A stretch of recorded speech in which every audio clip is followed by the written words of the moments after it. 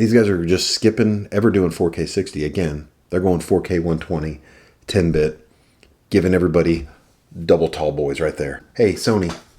Hey, Panasonic. Nikon. Can you hear this? Let me turn it up. That's what Canon's saying with this.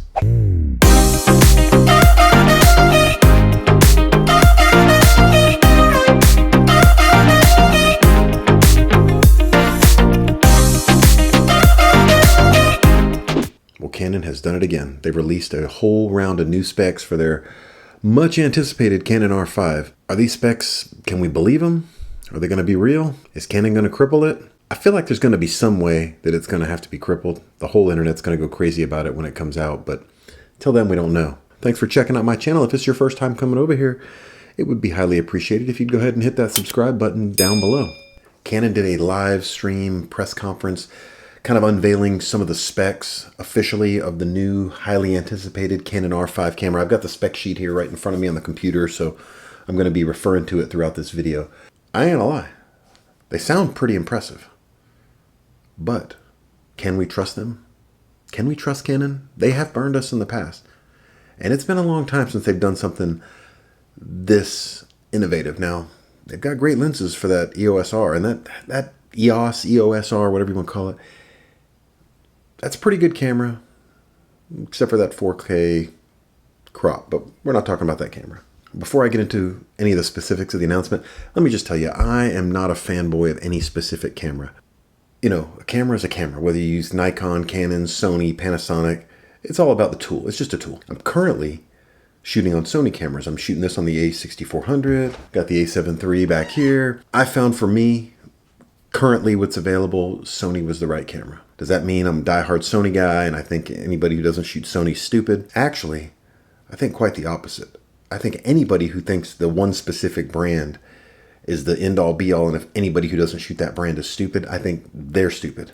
They're the idiots, because the cameras are just a tool. They're just a means to an end. They're just whatever tool you get, whatever you can afford, whatever you happen to buy into, they're just tools. But with that said, let's get into some really impressive specs here, and then I want to talk a little bit about my speculation on how I think Canon is probably going to screw this thing up. Again, not a Canon hater or a fanboy of anything. Let's just get into it, and I'll kind of, as we go through them, explain my opinion. First things first, this camera, the R5, is going to shoot internally 8K at up to 30 frames a second, RAW. That means, like, I've never even used RAW video before. I've used RAW photos, obviously, and that's pretty much all I shoot my photos in, because you've got so much latitude in editing. I'm assuming with video, it's going to be the same way, but file sizes are going to be humongous. Not just that it's 8K, but it's a RAW 8K file.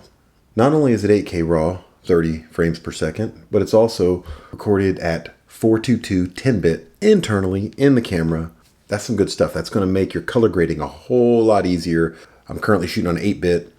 I've got a lot of movement here I can do with the color, not to mention I painted this stupid wall behind me just about the same color as my skin, so this is like the absolute worst situation to try and color grade in. I can probably fix that with some paint, though. I don't need to buy an 8K camera. All right, so let me talk about the 8K. We hit the 8K spec right there. That's the big one, right? 8K 30, 10-bit internal, NC log, 422. Amazing, right? So has Canon ever given us a prosumer level camera that shoots really good quality 4K full frame?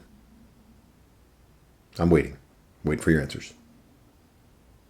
No, they haven't. EOS R, well, it crops in like a APS-C camera, and then they recently have done the APS-C cameras that have full width of that sensor in 4K, but that's still a crop sensor camera.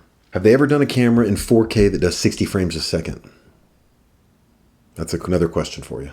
Oh no, they haven't. Okay, so why in the world would they think, let's just skip 4K? We're skipping it. We're not even going to perfect that. We're going to impress you with 8K RAW 10-bit internal. Dude, we're going from 1080. Yeah, we put some camera models that had some 4K in it. It kind of half-ass worked. It was okay. We didn't have autofocus in some of them. And then we put autofocus in others. It was cropped in. Yeah, so yeah, we're not going to work on that right now. We're just going to go ahead and go to 8K. 8K. Yeah, we're skipping it.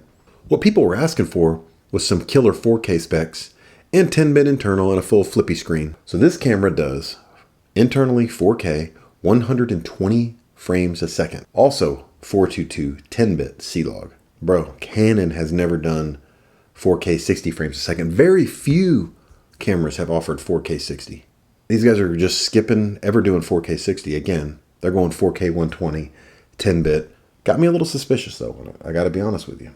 The cripple hammer is coming down. It might be like a stupid one, like not putting 24 frames a second. By the way, nothing says 24 frames a second on here either. It only has 30p and 120 and 60, just so you know. This may not have 24 frames a second, and I just want to go ahead and prepare you for your anger. No crop, 8K and 4K video recording uses the full width of the sensor. Full width of the sensor. Mind-blowing, right? Because they have yet to give us a full frame camera with 4K and no crop. Now they're going to give us an 8K with no crop. That doesn't make anyone suspicious. Okay. Dual pixel, CMOS AF, dual pixel autofocus basically. Available in all 8K and 4K recording modes. None of this crap like the Canon M50 came out, and that was their little tiny mirrorless camera. That was their first 4K mirrorless offering. You like cropped in crazy like 2.5 times. You got dual pixel autofocus, and it says in all 8K and 4K recording modes. That's impressive. Here's the next bullet point. C-Log available in 8K and 4K internal recording modes. It doesn't say all of them. It just says in 8K and 4K internal recording modes. I think this is kind of like one of those things that you've really got to interpret what they're saying. Next one, 5-axis in-body image stabilization works in conjunction with optical image stabilization in both RF and EF lenses. Hallelujah. Thank you, Jesus. They got some in-body image stabilization. Everybody's been freaking out about that. Everybody's screaming, why don't I have IBIS?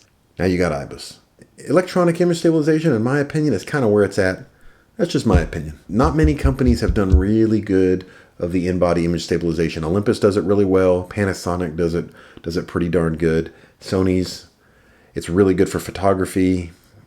It's okay in video, but it really doesn't do much. I don't expect a lot out of this either. I think the electronic stabilization is where it's at on this stuff. Especially if they're using the full frame. If they're using the full frame of the camera, I'll take a little teeny tiny crop for some killer stabilization. Next one, dual card slots. It's a little interesting here. One slot is a CF Express, and one slot is will accept the SD cards, the UHS-2, so the faster SD cards. So how much is CF Express cards? Let's look that up. I have no idea. This is the stuff that you're supposed to do before you do videos, and I didn't do that. All right. So a SanDisk 256 gigabyte Extreme Pro CF Express card is $399 right now from B&H. The 128 gigabyte is $249.99 US. Yeah. Stand by. You're going to spend some money. A 64 gig Extreme Pro CF Express card is $149.99. I'm assuming if you're shooting an 8K RAW, you're going to have to at least have a 256 gig card. So you're looking at $400 for one card. That's pricey, man. It's going to be pricey for the memory cards. For video shooters that are looking to get into Canon, or if you already have an EOS R and you have that RF glass, these are nothing short of mind-blowing, these specs, if they play out to be real. On specs alone, this thing outperforms everything. It outperforms a lot of cinema cameras that are out there on the market. So when the initial specs came out, everybody expected there was going to be a major crop in 8K, and there was going to be, no autofocus, and Canon basically squashed all those rumors right there. The things that they don't talk about that I think are pretty interesting in this is recording time limits.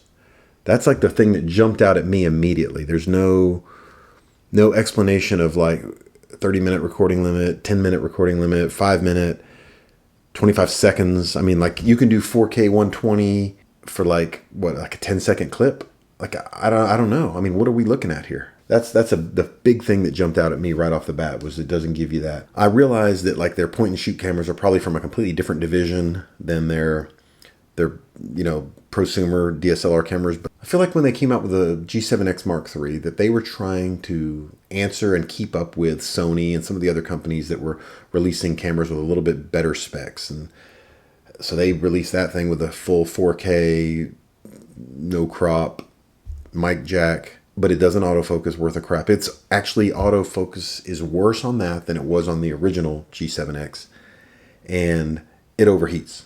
That's got me, I know that's a different camera and a whole different league, but it has me kind of skeptical. I hope everything pans out in this, and this camera would be revolutionary, and it'll push all the other manufacturers to step up their game. Sony made this guy 2 years ago. This is a 2-year-old camera.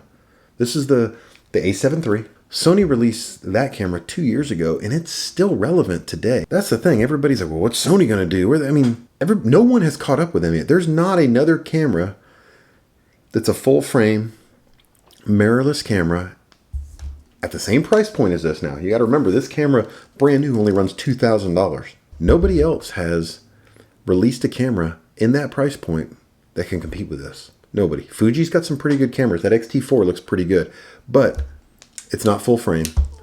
Panasonic, the GH5, excellent camera, micro four thirds.